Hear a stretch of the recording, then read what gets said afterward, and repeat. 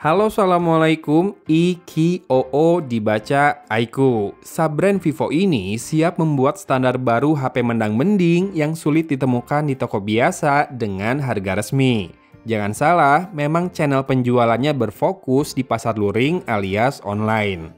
Kalaupun mengadakan booth penjualan di mall tertentu, itu sifatnya seasonal ya, dan masuk dalam kegiatan promosi semata.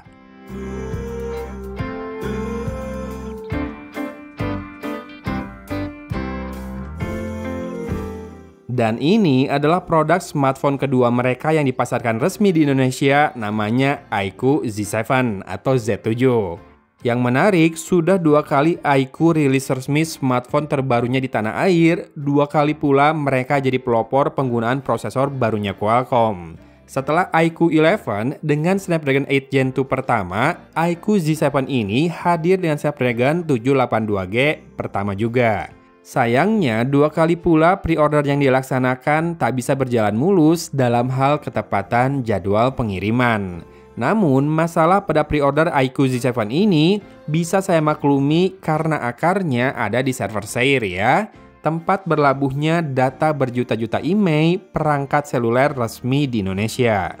Rasa-rasanya membahas kiprah awal iQOO ini lebih menarik ya dari device-nya sendiri. Smartphone Android sekarang rasanya memang makin mudah ditebak value-nya dari spek teknis di atas kertas berbanding harga. Snapdragon 782G adalah penerus prosesor kesayangan banyak pemirsa, yaitu Snapdragon 778G. Peningkatan performa pasti ada, namun level dan karakteristiknya masih senada.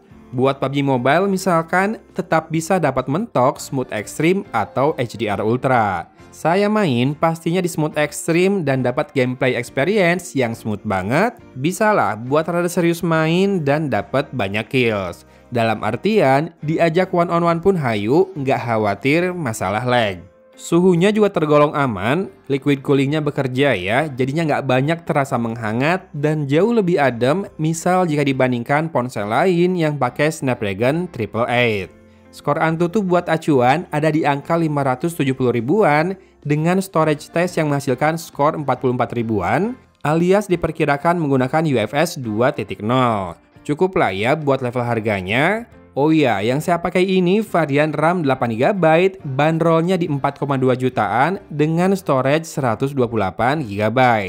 Tanpa slot microSD, memang penting untuk memilih mau beli yang mana. Ada satu varian lagi dengan RAM 12GB dan storage 256GB yang dibanderol lebih mahal 600.000. Sedikit unek-unek saya soal RAM dan task manager di iQOO Z7 nih. Pertama, dia itu nggak bisa pilih besaran extended RAM-nya, jadi antara off atau langsung 8GB. Kedua, buat apa sebetulnya RAM besar plus juga extended RAM yang besar yang memakan storage kalau aplikasi yang belum 5 menit saya tinggalkan untuk membuka 2-3 aplikasi lain ternyata dibunuh paksa di belakang layar. Sehingga saya saat buka kembali dari recent apps, aplikasi yang tadi harus reload dari awal lagi. Aplikasinya padahal cuma game Found It ya, game ringan yang mencari gambar 2 dimensi saja.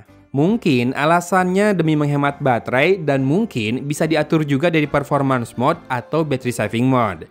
Namun semua ini hanya berujung pada satu kesimpulan bagi pengguna awam, RAM besar di Android cuma gimmick jadinya, nggak kayak di iPhone. Anyway, karena pengirimannya sempat diundur, sebelum lebaran jadinya saya beli juga sekotak Vivo V27. Lucunya, meski punya induk yang sama, iQOO Z7 ini malah punya beberapa keunggulan dibandingkan Vivo V27. Pertama, mode Pro alias manual di kamera iQOO Z7 ini bisa digunakan merekam video, sementara di V27 hanya buat foto saja. Dan kedua, loudspeaker iQOO Z7 ini sudah stereo, sementara V27 masih mono. Untuk outputnya sendiri biasa saja ya, cenderung flat dengan power medium lah.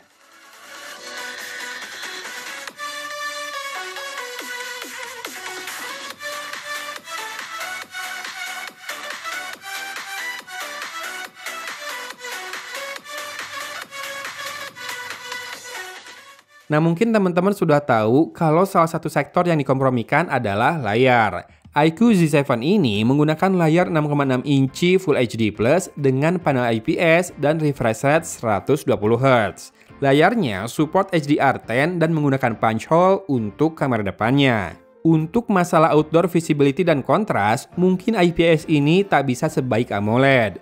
Namun, acap kali umur pakainya malah lebih panjang dan cenderung tak banyak bermasalah ketika mulai menua. Jadi silakan ambil hikmahnya saja. Ya karena kalau kekeh mau AMOLED, silakan di-skip dulu ya smartphone ini.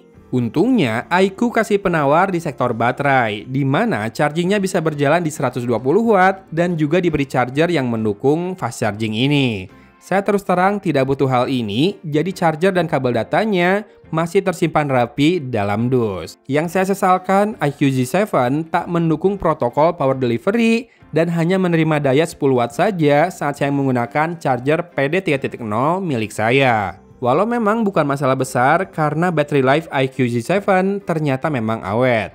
No wonder lah ya, kan prosesornya memang penerus 778G. Terus task manajernya juga kelewat rajin menutup background proses sehingga bisa menghasilkan battery life antara 26-36 jam tanpa wifi dengan screen on time antara 3 jam 46 menit hingga 5 jam 16 menit.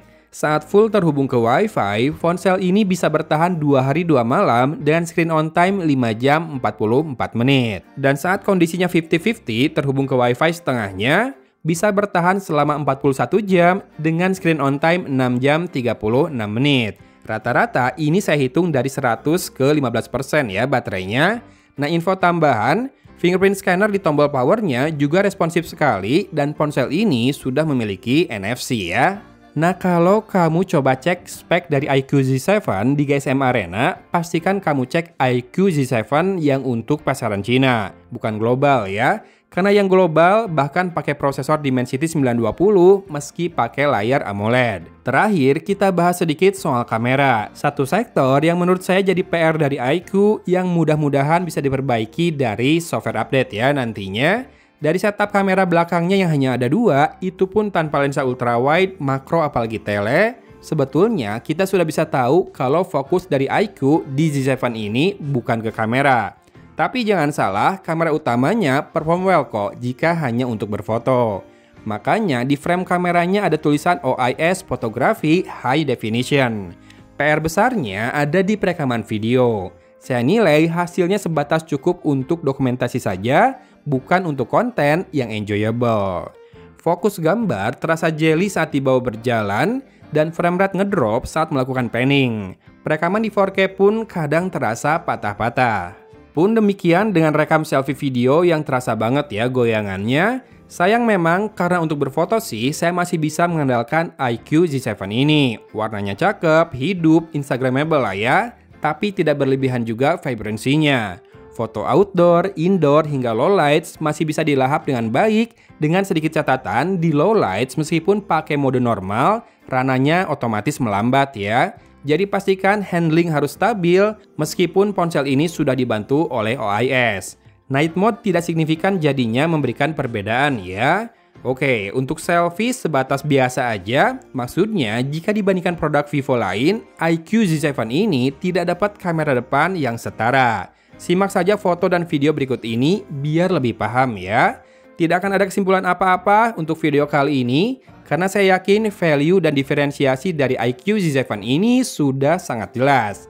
Channel penjualan online, pastinya yang beli juga melek spek dan sudah browsing online sana-sini, ya toh? Iya dong. Jadi izinkan saya pamit sampai di sini teman-teman. Thanks for watching ya guys. Dari Kota Cimahi, Agun pamit undur diri. Wassalamualaikum warahmatullahi wabarakatuh.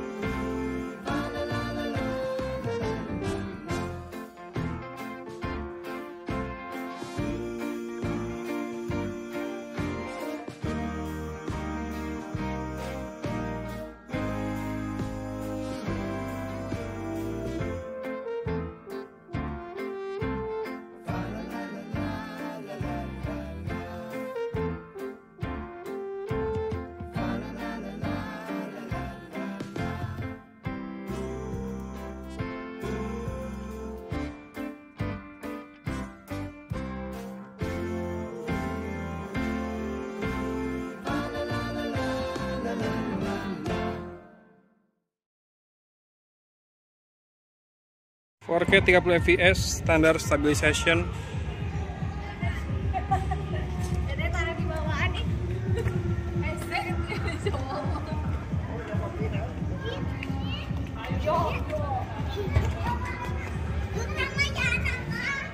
Full HD 30 fps standar stabilization.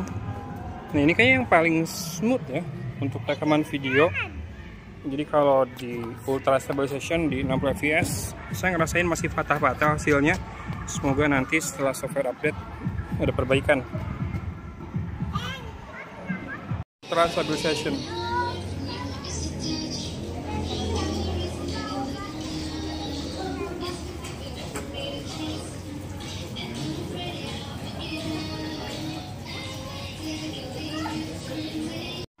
Kamera depan di Full HD 30 fps kayak gini hasilnya.